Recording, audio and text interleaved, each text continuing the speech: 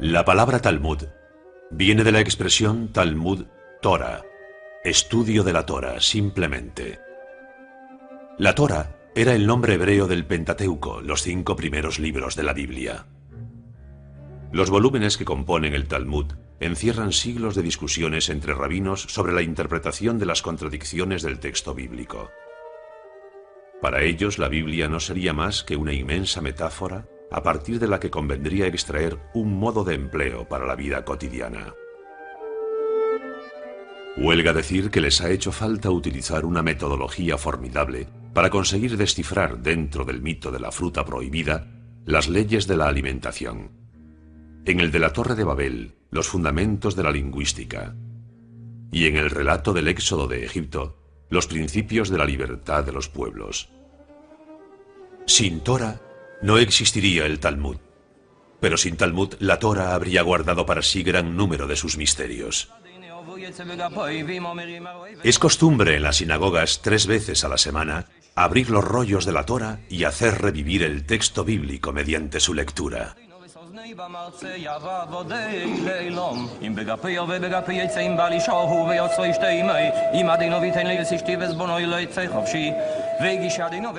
Pero también se puede hacer revivir el texto descubriendo sus posibles interpretaciones. Esa es la parte de la que se ocupa el Talmud. Durante siglos se han ido acumulando las interpretaciones de los sabios. Por ello, más que un libro, el Talmud se presenta como un conjunto de muchos libros que se suceden a lo largo del tiempo. Un libro dentro del libro, dentro del libro, y así casi indefinidamente. Un libro sin un único autor. Un libro del que todos los sabios de todos los tiempos son los autores. Ningún campo del saber humano se deja de lado, porque la Torah los contiene todos, incluso si eso no es evidente a primera vista. El Talmud dice: mis enseñanzas son como el mar. Debes sumergirte en él para aprender a nadar. Así pasa también con la Torah. Solo aquel que se sumerge en ella, corriendo el riesgo de ahogarse, podrá aprender lo que es. Un océano de luz, así es como el Talmud llama a la Torah. Se sumerge en ella para descubrir las profundidades. Durante el razonamiento, acaba tocando temas fundamentales de la causa principal, los vínculos de lo efímero y de la eternidad, y tantas otras dimensiones esenciales que la filosofía o la ciencia tratarán también a su manera. Pero lejos de la austeridad de la filosofía y de la ciencia, el Talmud también se sabe reír de sí mismo. Retomemos. El que está blanco ve a uno negro que ve a uno blanco que se cree negro, y el que está negro ve a uno blanco que ve a uno negro que se cree blanco. No es así de simple, sí que lo es. El que está blanco ve perfectamente que su mano está blanca, y el que está negro ve perfectamente que su mano está negra. ¿Qué quieres decir? ¿Que el que ve que su mano está limpia no se lavará y que el que se la ve sucia sí lo hará? Demasiado fácil. Puedes estar limpio y aún así tener ganas de lavarte. Puedes estar sucio y no tener ganas. Mírate tú, por ejemplo. Estamos en el año 70 de la era cristiana. Tito ha mandado destruir el templo de Jerusalén y las tropas romanas ocupan la ciudad santa. Los sabios, en su mayoría, se han refugiado al norte, en Galilea, en Tiberíades. Como reacción a la invasión romana, deseosa de poner fin al judaísmo, un grupo de sabios emprenderá una de las gestas más notables de esta cultura judía al decidir elaborar el Talmud. Y eso sucedió bajo los auspicios del rabí Yehudá Hanasi, el jefe espiritual del pueblo judío en la época, un ilustrado. Hoy en día sus restos descansan en el corazón de Galilea, en la misma cuna de su obra, el Talmud.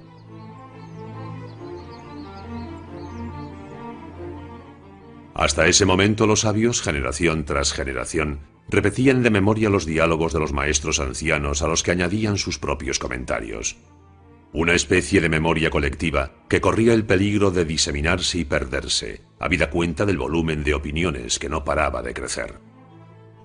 Para evitar tal drama, el rabí Yehuda Hanasí tomó la iniciativa de hacer recopilar por escrito cerca de 2 siglos de enseñanzas conservadas hasta ese entonces mediante la transmisión memorística.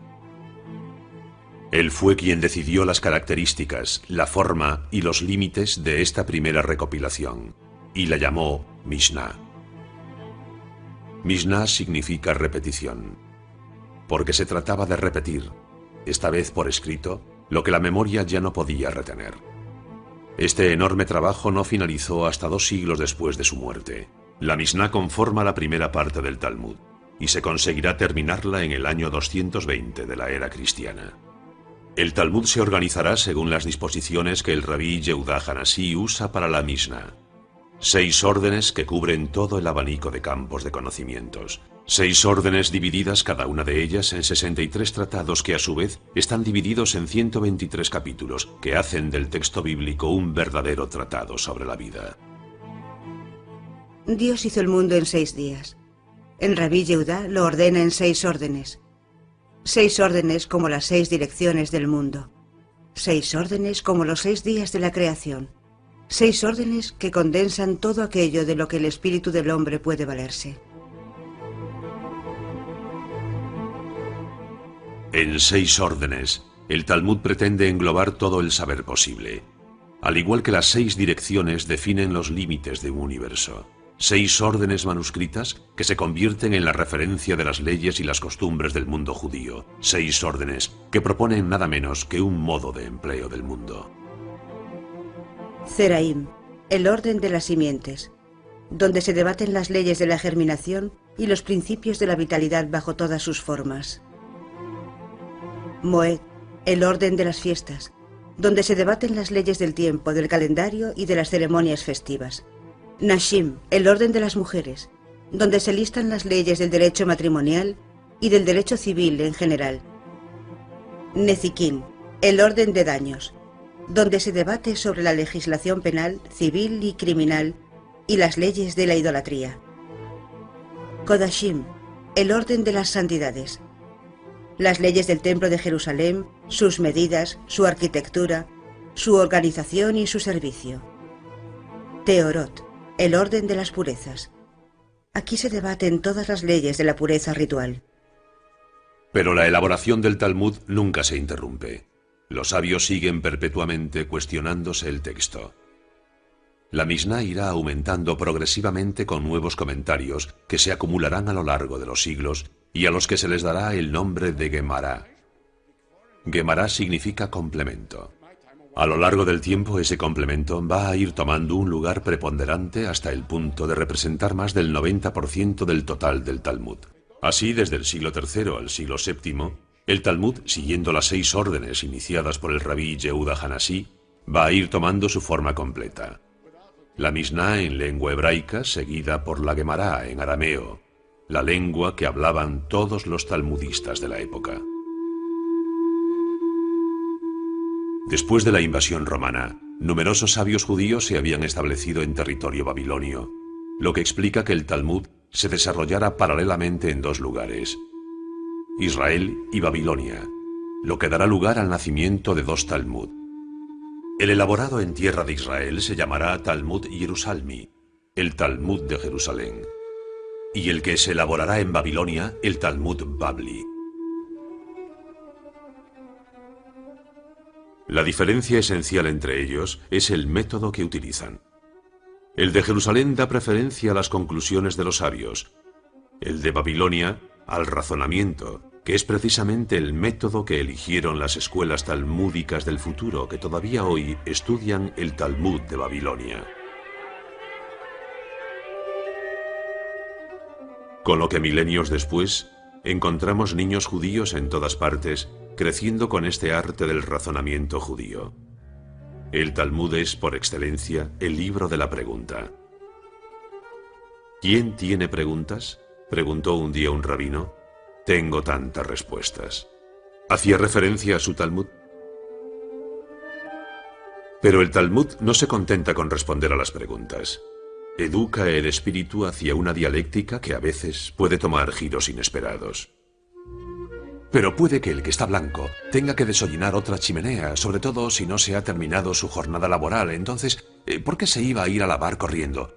Pero eso tampoco se lo impide. Puedes tener ganas de lavarte incluso si no ves que está sucio. Te puedes sentir sucio. Sí, te puedes sentir sucio o sentirte siempre sucio. No, eso sería hablar de un neurótico, un deshollinador neurótico obsesionado con la limpieza. Bueno, según el Talmud de Babilonia, porque el de Jerusalén no se molesta en dar tantos rodeos, ya lo sabes. Pero entonces, puede que el que esté blanco venga de Jerusalén, simplemente, y que el que esté negro venga de Babilonia, ¿no? ¿Tú qué crees, eh?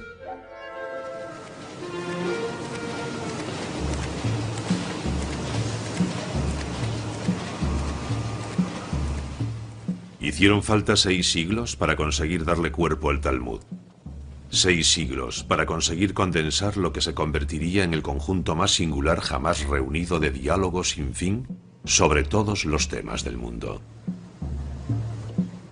Todavía hoy, una página de Talmud contiene en su centro el conjunto formado por la Mishnah y la Gemara. Están rodeadas de diferentes comentarios ulteriores que se hicieron indispensables para su comprensión. Hoy en día los estudiantes de las yeshivas, las escuelas talmúdicas, perpetúan el diálogo entre los rabinos de los primeros siglos y sus sucesores.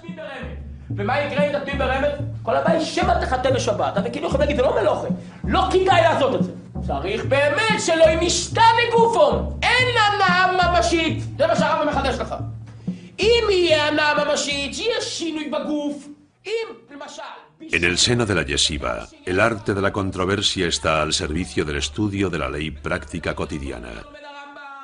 Pero sobre todas las cosas, el Talmud desarrolla el espíritu de análisis, agudiza el sentido crítico, fuerza las fronteras del absurdo hasta el máximo, siempre con la idea de conseguir que el pensamiento y sus contradicciones sean óptimos. Así, los estudiantes descubren mediante qué proezas intelectuales el Talmud deduce de los retablos bíblicos y de sus aparentes paradojas o anacronismos su incidencia en la vida práctica cotidiana. El texto bíblico también se percibe como una metáfora, porque la lengua hebraica es una lengua polisémica. Una sola palabra puede tener muchos sentidos y, por tanto, diferentes niveles de interpretación. ¿Qué importa si Adán y Eva tenían ombligo? Adán, en hebreo, quiere decir soy de la sangre, y Eva, estoy viva. Más allá de un encuentro entre un hombre y una mujer, se trata de un encuentro entre la carne y la vitalidad. Cómo la vitalidad entra en el cuerpo por la sangre. Todo lo que como se convierte en sangre, dice el Talmud. Y curiosamente, las leyes de la alimentación se basan en la historia de Adán y Eva. Por algo fue eso lo primero que hicieron justo después de la creación. Empezaron a comer como hacen los recién nacidos nada más salir del vientre materno. Comer implica prestar atención a lo que se come, dice el Talmud. Así fue, como de un simple relato sobre Adán, Eva y el fruto desconocido, se descubren reglas alimentarias que, más allá de la simple dietética, definen un vínculo entre el hombre y el mundo. Entonces, cara a cara, como duelistas, los aprendices del Talmud confrontan sus opiniones, agudizan su arte del diálogo, perpetúan la tradición del cuestionamiento, que no está exento de un cierto sentido lúdico. Espera, ¿cómo que uno sale negro y otro blanco? Eso tiene truco, seguro. ¿Deberían salir negros los dos? No, basta con que el primero que sale por la chimenea haya recogido todo el hollín y el camino esté limpio. ¿Quieres decir que el camino está limpio para el segundo, así el primero sale todo negro y el segundo todo blanco? Ah, demasiado fácil. ¿Tú crees que el Talmud propondría una pregunta así de sutil para una respuesta tan simple? Yo no creo nada, solo trato de entender. ¿Tratas de entender? Bueno, repito, 2 desollinadores salen de una chimenea, uno negro y otro blanco. ¿Cuál de los dos va a lavarse?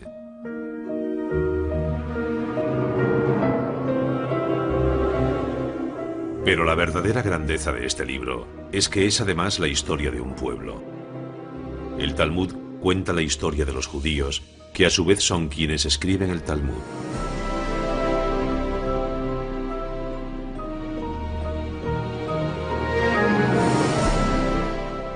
A lo largo del vagar del pueblo judío, el libro y su historia tomarán forma. La historia de su contenido se mezcla con la de su invención, sus manuscritos, su impresión. La historia del Talmud debe ser entendida como la historia de un pueblo. Del Sinaí, Moisés recibió la Torá. Del Sinaí, y no en el Sinaí, destaca el Talmud. Como si el propio Sinaí hubiera sido quien provocó que Moisés recibiese el don de la Torá y que de Moisés llegase a los hombres. El matiz convierte al Sinaí en algo más que una simple montaña. Pero existe un vínculo cercano entre la palabra Sinaí y la palabra Sinat, que quiere decir el odio. Moisés recibe la Torá del odio, dice el Talmud. ¿Pero a qué se refiere? Así es como deberíamos interpretarlo. Del odio de los hombres entre sí surge la necesidad de la Torá.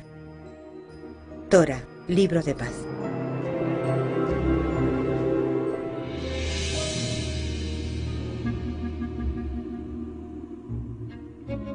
Perpetua cadencia que se tambalea, ondula y se mece.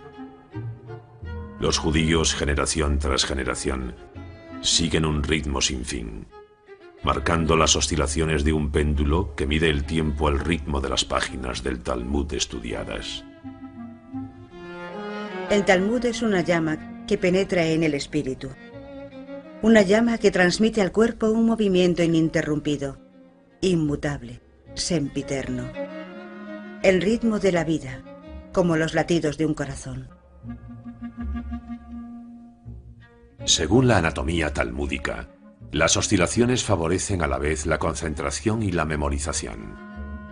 En un sentido, las válvulas se abren, en el otro se cierran. En un sentido, la comprensión se activa, en el otro, la memorización. Pero en el transcurso del siglo X, la decadencia de Babilonia, que sucede al declive de la Palestina romana, obligó a los talmudistas a emigrar a otros países. A lo largo de sus periplos, multitud de textos continuarán la obra de los primeros talmudistas. Las bibliotecas judías no cesaron de enriquecerse con los comentarios de aquellos que se aplicaron para contribuir a su reinvención perpetua. El Talmud continuó siendo a lo largo de los años un proceso creativo ininterrumpido. Desde Jerusalén y Babilonia, el Talmud empieza su largo exilio. Constantinopla, Salónica, Corfú, Mesina, Siracusa, la costa africana. Los judíos se dispersan a lo largo de toda la costa mediterránea, desembarcan en las riberas de Italia, remontan lentamente toda la costa adriática, llegan a las costas francesas y a la península ibérica, llevando consigo su precioso libro como principal equipaje. El Talmud se convierte rápidamente en el portador de la memoria judía en toda la diáspora, y su estudio se revela como el único hogar verdadero de un pueblo sin refugio, sin un puerto base al que regresar. De hecho, el placer del estudio debía compensar las tristezas de su errante caminar, el arraigo al libro, el desarraigo a la tierra. El Talmud sirvió de compensación a falta de una tierra prometida. Así se fundó en Renania, en el siglo X, entre Espira, Worms y Maguncia, el centro talmúdico más importante desde Tiberíades, Jerusalén y Babilonia. Y allí se reunieron los maestros más ilustres. Su fama fue tal que atrajeron hasta allí al que se convertiría en el más ilustre entre ellos, Rashi. Nacido en 1040 en Troyes, Francia, Rabbi Shlomo ben Isaac Acharfati, conocido por Rashi, llega a Worms como joven estudiante, y allí permanecerá varios años. Rashi se iba a convertir en el más popular, pero también en el más fenomenal de los rabinos de su tiempo. Fenomenal por su saber, fenomenal por su aportación a la cultura talmúdica.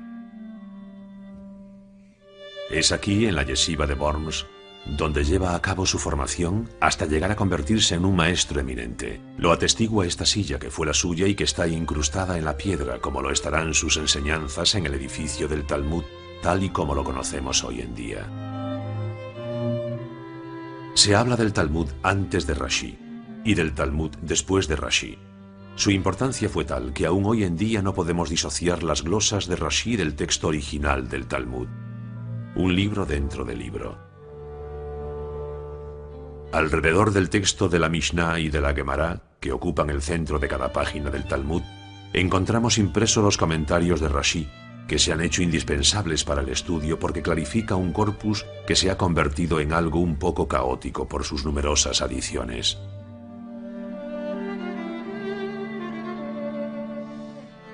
Rashi, el niño prodigio, reconocido por los sabios judíos y no judíos de su tiempo por su inmensa erudición, contribuyó al reconocimiento del espíritu de universalidad del Talmud. Fue en Troyes, en Champagne, donde ya envejecido emprende su obra. Funda una escuela que hará historia.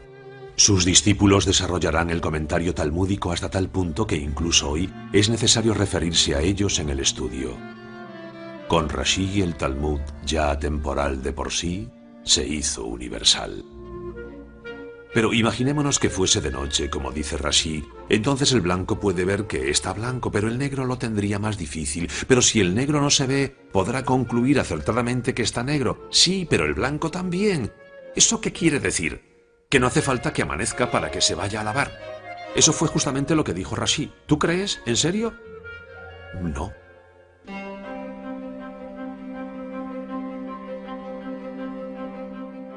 Un océano de luz. Si la Torá refleja la luz divina, el Talmud canaliza esa luz y la hace suya. Como el mar hace suyo el fuego del sol.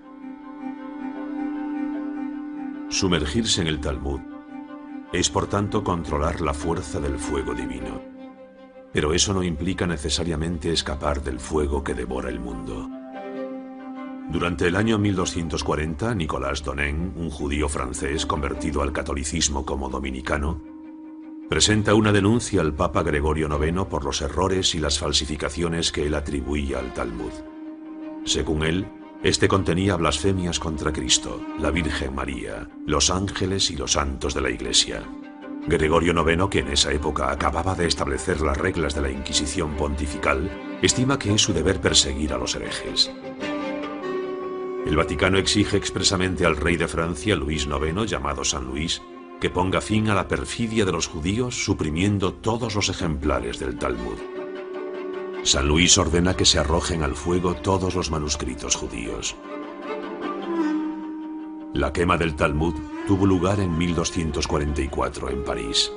Fue seguida de muchos otros años de aplicación de la legislación real. El Talmud será condenado solemnemente el 15 de mayo de 1248 como una blasfema obra del diablo.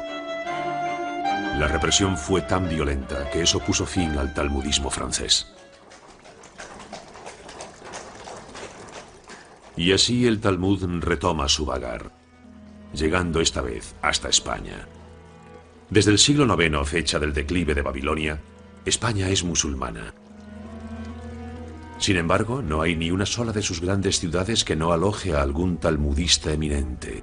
Córdoba, Toledo, Sevilla, Barcelona, Granada. Los judíos residían allí en una tranquilidad perfecta, estudiando el Talmud y prosperando en la vida. Como atestigua la Catedral de Córdoba, construida en el corazón de la antigua mezquita, la Andalucía de esta época sigue erigiéndose como un símbolo de la concordia entre las comunidades. En esos tiempos musulmanes, cristianos y judíos convivían sin problemas.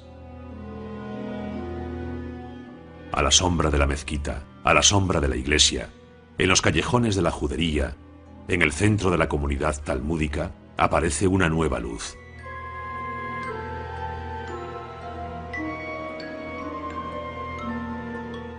Mosé Maimónides se yergue como una estrella en el firmamento de la Edad de Oro andaluza. Nacido en Córdoba en 1135, se convirtió en la mayor figura intelectual del judaísmo medieval español. Sus obras, entre las que se halla la Guía de Perplejos, adquirieron una gran importancia a los ojos de todos, judíos, musulmanes y cristianos. Su código de la ley, la Mishne Torah, Jugó un importante papel en los escritos de los filósofos de diversas orientaciones y de los eruditos religiosos de todas las confesiones, y todo eso durante generaciones. El que lea mi libro conocerá toda la Torá y todos sus comentarios, decía Maimónides sobre su Misne Torá. Tanto Rashi en Francia como Maimónides en España se vieron empujados por la misma preocupación de la universalidad. Los dos deseaban que el Talmud saliera de la sinagoga para ponerlo a disposición de todo el mundo.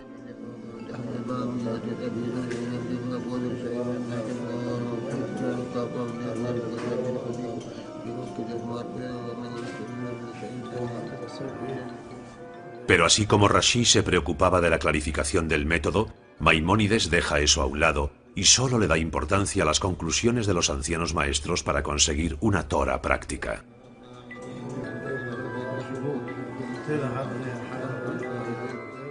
Mi objetivo es ser tan conciso como completo, dice Maimónides, para que el lector pueda verse directamente orientado sobre todo lo que el Talmud ha instituido y confirmado, sin tener que pasar por todas las discusiones de los sabios que podrían perturbarle el razonamiento.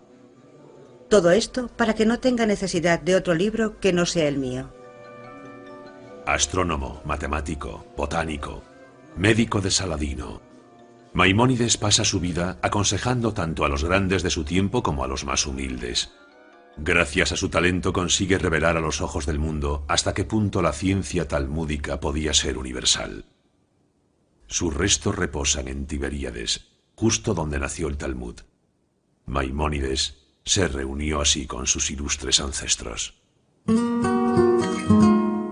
No fue hasta comienzos del siglo XIII cuando los cristianos unieron sus fuerzas para recuperar España de manos musulmanas. Hablamos de la Reconquista. La unificación de España se produce después del matrimonio de Isabel la Católica y Fernando de Aragón en 1474. Ella conseguirá que los musulmanes sean expulsados definitivamente en enero de 1492. Cogidos en la tormenta de la renaciente Inquisición, bajo las órdenes del Vaticano, los judíos también serán desterrados de España ese mismo año. Huyen salvando del desastre a su única riqueza verdadera, el Talmud. Expulsados de España, los judíos y su Talmud se dispersan. Entre los destinos privilegiados se encuentra Venecia. ¿Por qué Dios dispersa a su pueblo sobre la superficie del mundo?, pregunta el discípulo. Para que la luz de su Torá ilumine en todas partes, responde el sabio. ¿Y por eso los judíos son perseguidos con violencia?, replica el discípulo. Cuanto mayor es la luz, más dolorosa es su presentación al mundo, responde el sabio, con los ojos llenos de lágrimas. Venecia disfrutaba de una relativa independencia de la Iglesia y, por tanto, ese será el primer gueto de la historia a finales del siglo XV. Gueto, palabra veneciana que viene del italiano ghettare. En el lugar donde se tiraban las piezas inútiles de las fábricas de fundición, fue donde el Doge de Venecia, el Dux, permitió que los judíos se instalasen.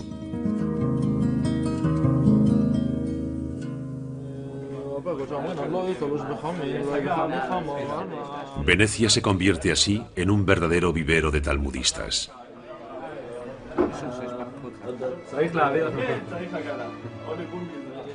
Venecia, etapa esencial de la historia del Talmud. Allí se imprimirá por primera vez el texto íntegro. Estamos en 1519.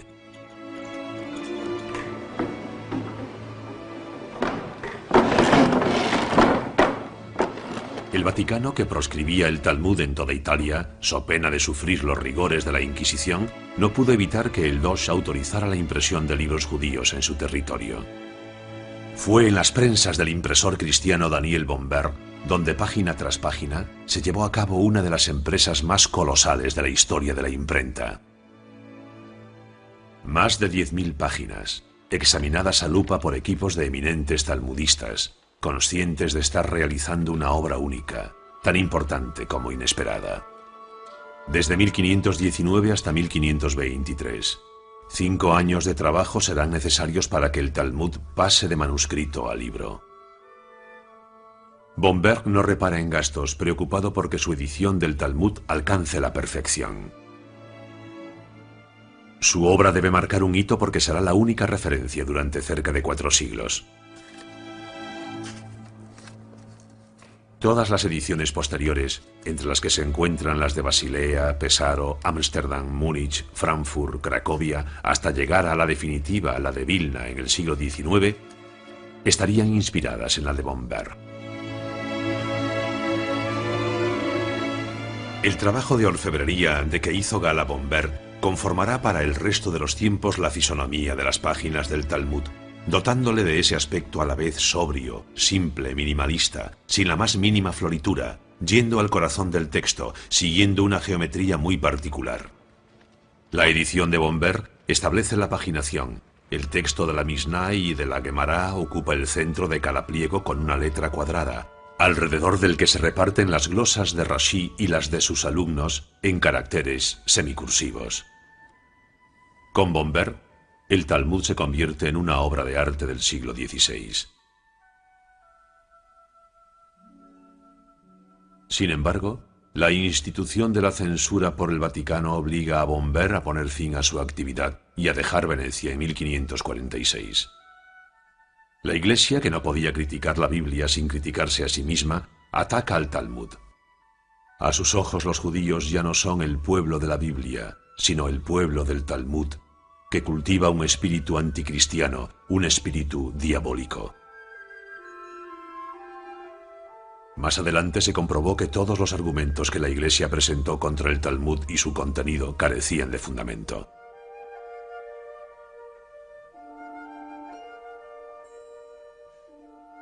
En esta segunda mitad del siglo XVI, la Iglesia, comprometida con la Contrarreforma y en contra del espíritu de la liberalidad del Renacimiento, exige una estricta observación de la fe y despliega una intransigencia total en contra de la comunidad judía, acusada de anticristianismo. Numerosos monasterios poseen aún ejemplares de libros confiscados en esa época.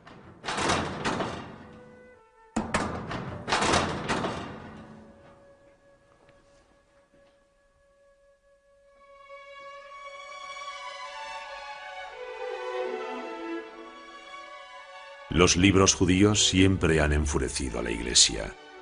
El Vaticano, incapaz de poder leerlos y de descifrar los arcanos, no se contentará con confiscarlos o censurarlos.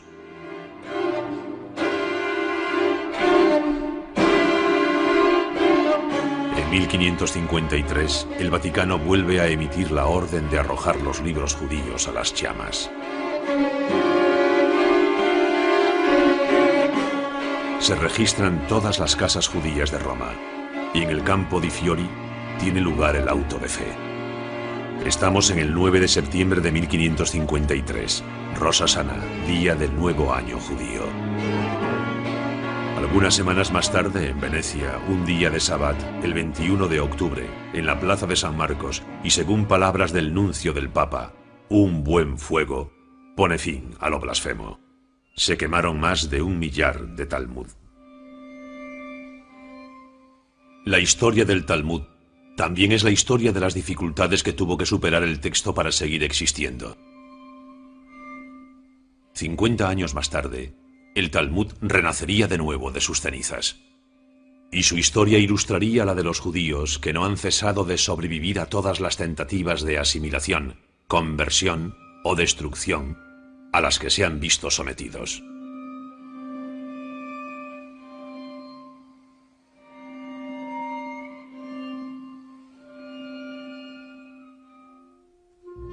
Sí, el negro ve un blanco que se cree negro, pero ese negro se cree blanco sin sospechar que el blanco se crea negro. Pero, ¿un blanco que se cree negro es más blanco que un blanco que se cree blanco? Sí, es como si preguntáramos, ¿una vela ilumina más en una cueva oscura cuando es de noche fuera que si fuera de día? Dijimos que era de noche. ¿Cómo quieres que 2 desollinadores trabajen por la noche? ¿Y puedes decirme por qué no iban a tener derecho de trabajar por la noche? ¿No son hombres libres? ¿Qué tiene que ver la libertad con todo esto? Son trabajadores que hacen su trabajo honestamente y para hacerlo bien tiene que ser de día, eso es todo. Bueno, digamos que empezaron de día, se retrasaron y es de noche cuando salen de la chimenea. Entonces sería invierno, que anochece más temprano. En ese caso la cosa se complica. ¿Cómo vamos a poder ver quién está sucio y quién está limpio en invierno? Esto se llama pilpul, la manía de discutir casi hasta alcanzar lo absurdo. Y fue en Polonia donde nació el arte del pilpul bajo la influencia de Jakub Polak, que se instaló en Cracovia hacia el 1500. En este tipo de enseñanza, Jakub Polak se dedica a desplegar todos los recursos de la dialéctica más sutil y más fina, a argumentar sobre todo y a propósito de todo. El pilpul, del hebreo pilpel, el pimiento. Pero ¿quién desollina en invierno? No puede nevar en verano. Bueno, los dos son negros, pero uno está cubierto de nieve, por eso está blanco, pero quizás la nieve esté sucia y negra. Entonces la nieve negra puede cubrir al que está blanco y la nieve blanca al que está negro perfectamente. Entonces, ¿cuál de los dos se va a lavar? Dime.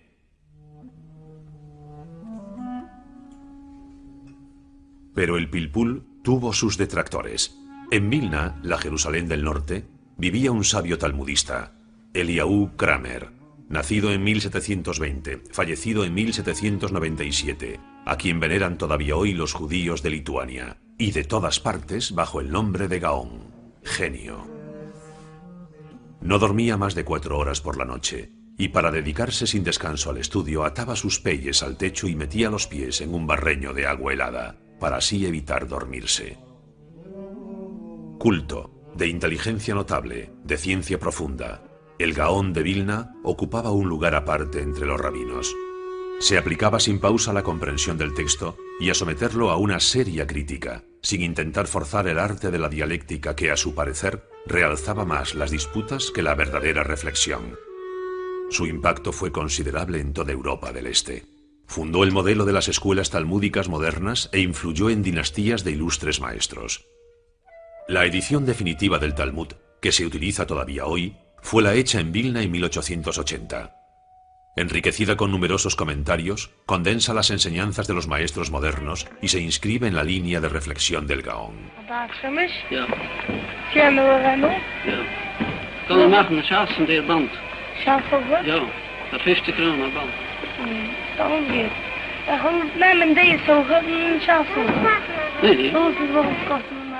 Desde entonces, todos los estudiantes disponen de una herramienta de trabajo mucho mejor que las que disponían las generaciones anteriores.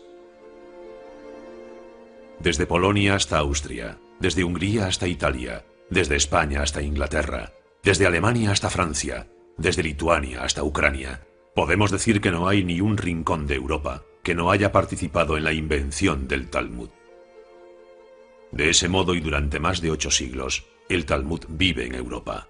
Tanto en la Europa de los pueblos y de los guetos, como en la de las capitales y principales centros de la vida intelectual. Durante todos esos años, el Talmud conoce una producción intensa de comentarios y un florecimiento de escuelas que darán forma a la cultura judía que heredaría la modernidad.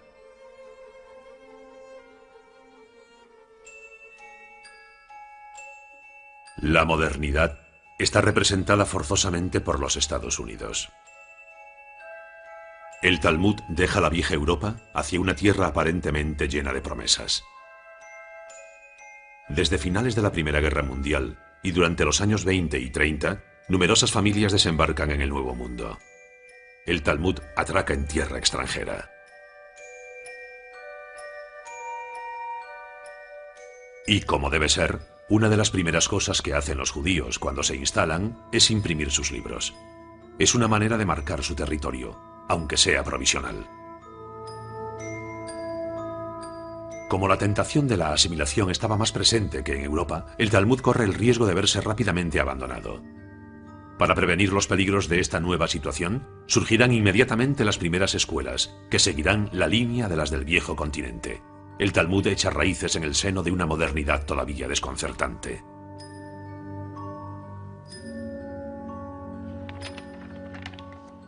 Al amanecer del siglo XX, ¿debe el Talmud adaptarse a la modernidad o es la modernidad la que debe adaptarse al Talmud? Para responder a esta pregunta basta con sumergirse en el diálogo de los sabios y concebir en qué medida sus palabras han anticipado siempre los sucesos de la historia. La escuela de Shammai y la escuela de Hillel se enfrentaron durante 2 años y medio sobre el tema del hombre. La primera decía, habría sido mejor que el hombre no hubiera sido creado. La segunda, es bueno que se haya creado al hombre. Al final, Las voces llegaron a un acuerdo y concluyeron: habría sido mejor que el hombre no hubiera sido creado, pero ya que existe, que sea virtuoso. ¿Virtuoso? ¿Qué les quedaba a los judíos en los albores de la Segunda Guerra Mundial? ¿Quizás ir a practicar su virtud en los Estados Unidos?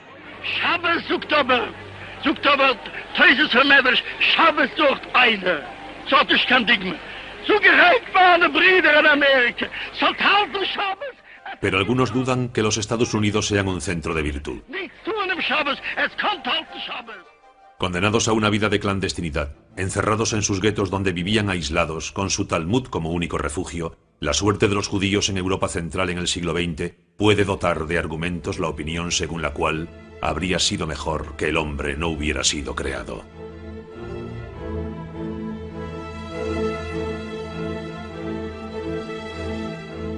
El nazismo, en cualquier caso, se erige como un claro ejemplo de ello.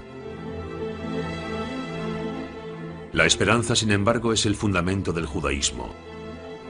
Es precisamente cuando no hay más esperanzas, cuando es necesario esperar. La esperanza judía tiene sus raíces en un lugar por encima de la absurdidad del mundo. La resurrección, en un mundo donde lo absurdo no tendría cabida, sería el ejemplo más extremo.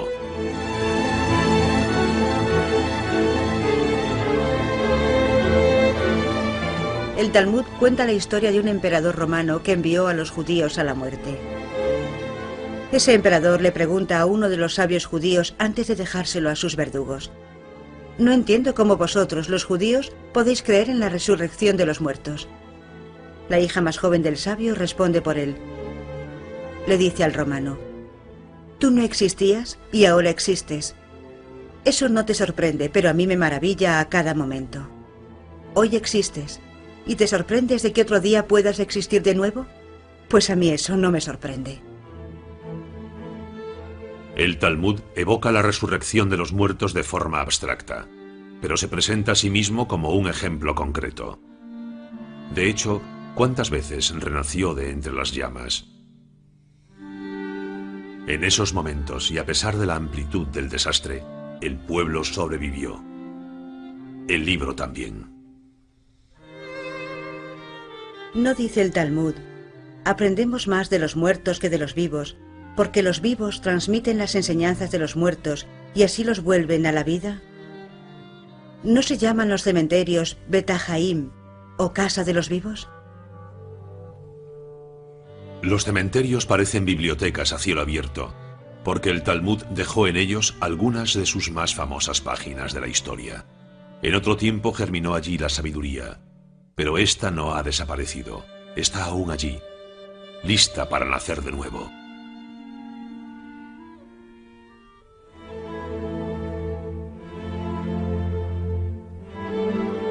Después de la guerra, los estudios talmúdicos iban a redoblarse, sobre todo en los Estados Unidos, gracias a la iniciativa de Daf Yomi.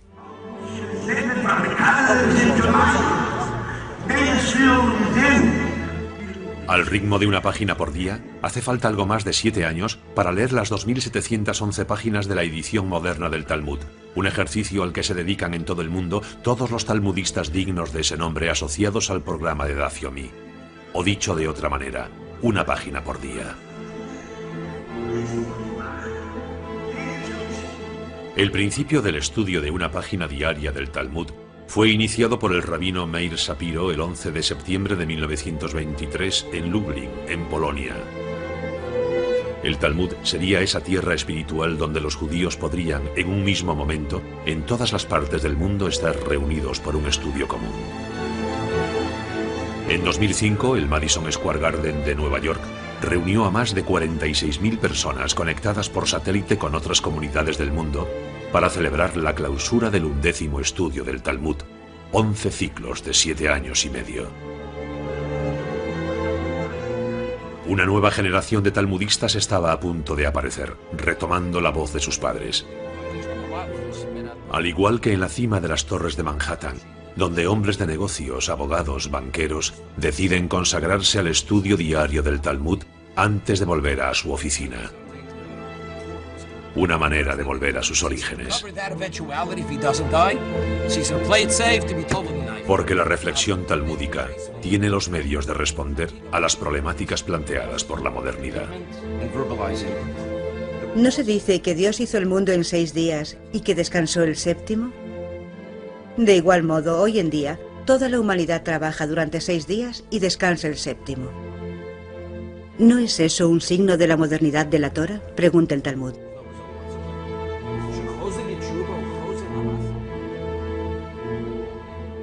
Los judíos estadounidenses han participado desde el principio en la construcción de un nuevo mundo, pagando a veces al precio de su propia herencia cultural.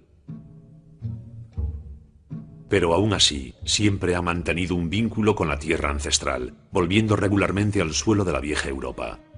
Más que una cuestión de nostalgia, se trata de una necesidad real de volver a los orígenes, junto a aquellos que supieron preservar el Talmud de la asimilación. En efecto, la asimilación ya había ganado en Europa.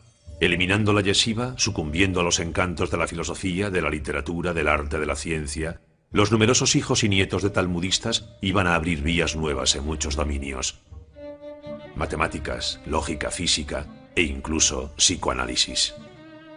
En su correspondencia con Karl Abraham, Sigmund Freud evoca el atavismo talmúdico que habría empujado a algunos de sus colegas a las vías del psicoanálisis. ¿Qué diferencia existe entre un talmudista y un psicoanalista? Una generación, dicen. Hoy en día podemos darle la vuelta a la pregunta. ¿Qué diferencia existe entre un psicoanalista y un talmudista?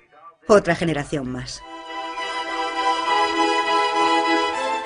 Una generación, sin embargo, a la que habían arrancado violentamente el Talmud de las manos para lanzarlo al fuego. Ahora bien, cuando se comienza a quemar los libros, se acaba quemando a los hombres. A hombres que fueron introducidos en unos trenes que se convirtieron en su tumba. Otros trenes de hoy en día se toman la revancha. Por ejemplo este, como muchos otros, en el que cada mañana entre Long Island y Manhattan, uno de sus vagones se convierte en escuela talmúdica, conduciendo a su trabajo a numerosos descendientes de supervivientes.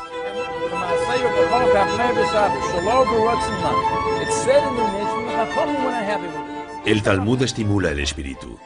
Hallamos en él los fundamentos del derecho, del comercio, del psicoanálisis y de tantos otros campos de actividades intelectuales que aparentemente todo el mundo puede sacar provecho de él.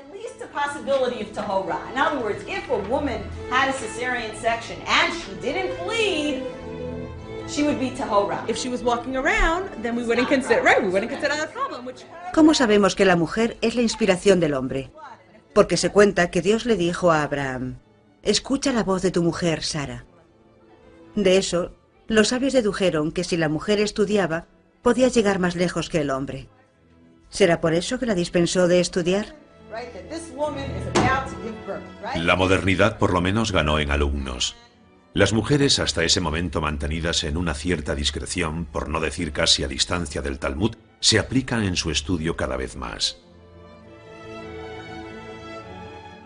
Sus mayores se habían contentado con escuchar. Todos los judíos tienen talmudistas entre sus ancestros. Freud evoca el Talmud de sus padres. Marx descendía de una línea de más de 14 generaciones de talmudistas. Einstein siguió la línea del Talmud sin saberlo, descubriendo las leyes de la relatividad.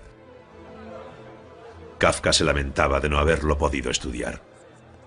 Son innombrables aquellos que se encuentran entre los fundadores del pensamiento moderno y que de una manera u otra están en deuda con él. Incluso si la tradición talmúdica fue a veces dejada de lado, a veces renegada o desterrada, la máquina del Talmud nunca se detuvo. Las ediciones ArtScroll traducen sin descanso. Rabbi Sherman es uno de los artesanos que mediante su trabajo de traducción participa en la invención continuada del Talmud.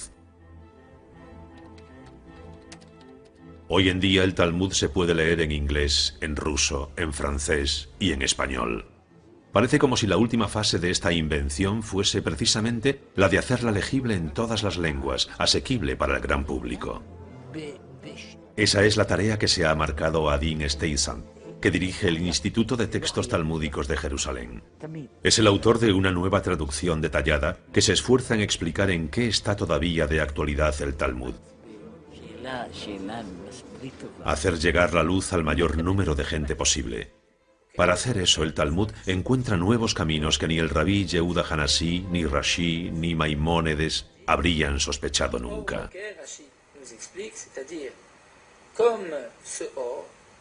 Qui est le matin, Yizrach Shemesh, c'est-à-dire le soleil brillera pour les tzadikim dans le monde futur. C'est-à-dire que les tzadikim sortiront de l'obscurité au monde futur comme le or qui est le matin. Internet, a su manera, repite la gesta de Hanukkah. Hanukkah, la fiesta de las luces. Una vez al año hay que encender las luces del exterior de la casa para simbolizar que se comparte la esperanza de un mundo mejor. Un mundo que se hace mejor por el conocimiento. Conocimiento que debe salir de la clandestinidad. Como la llama de Hanukkah, la luz del Talmud no ha parado a lo largo de la historia de iluminar en la oscuridad.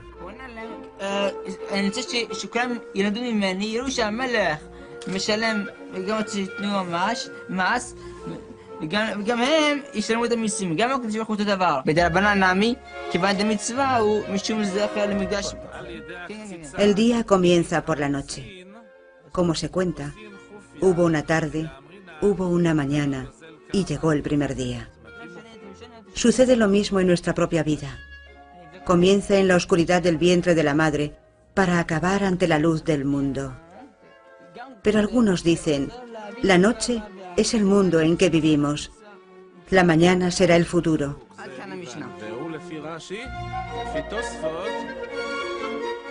Así, este mundo oscuro nos hace a todos unos ciegos, buscando el más mínimo rastro de sabiduría. Una simple lucecita que brilla en las tinieblas, en eso se ha convertido el Talmud a lo largo de todo el destino del pueblo judío. En ese destello que les hacía conservar, en medio de las pruebas a que fueron sometidos, una especie de clarividencia.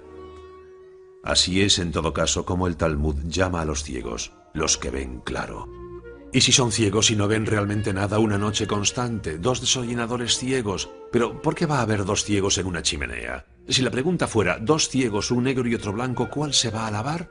Pero en ese caso el Talmud habría hablado de ciegos y no de desollinadores. Sí, pero es muy fácil decir que el que está sucio se va a lavar, así que tendríamos que entender que la intención es hacernos ver que son ciegos. ¿Cómo pueden limpiar una chimenea si no ven nada? ¿Nunca has visto a ciegos tocando el piano? ¿Dos desollinadores que tocan el piano? No, pero si dos ciegos pueden tocar a Beethoven a 4 manos, también pueden pasar por el agujero de una chimenea. ¿Pero por qué la pregunta no es, después del concierto, cuál de los dos pianistas se va a lavar? Pero esa es justa la pregunta, solo que son desollinadores. Sí, y ciegos. ¿Has visto alguna vez a dos desollinadores tocar el piano? No, pero me gustaría verlos. Conocí a un anticuario que tocaba 2 trompetas a la vez. ¿Y cuál de las 2 trompetas es la que se lava? Pero dime una cosa, solo una pregunta. ¿Tú has visto alguna vez un desollinador? No, yo tampoco, ¿sabes?